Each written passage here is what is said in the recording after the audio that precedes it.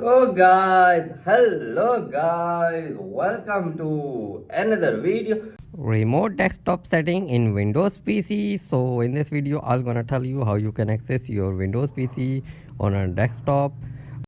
So guys, to access remote desktop, you need to set several settings. If you didn't configure these settings, so you will get this error. So let's check it out. So what kind of error we will get? So let's see.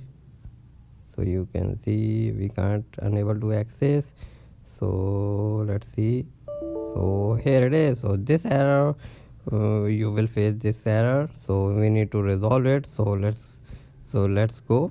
So you need to right click on computer and properties and remote desktop setting, and you need to set allow access, and you need to set credentials. So if you are using your Windows administrator account, so you need to access the administrator account, and you need to check allow, and then you need another setting you need to turn off your Windows firewall. So if you are also facing your now here it is, now you can see you can access your desktop PC. So this is the basic setting you need to know.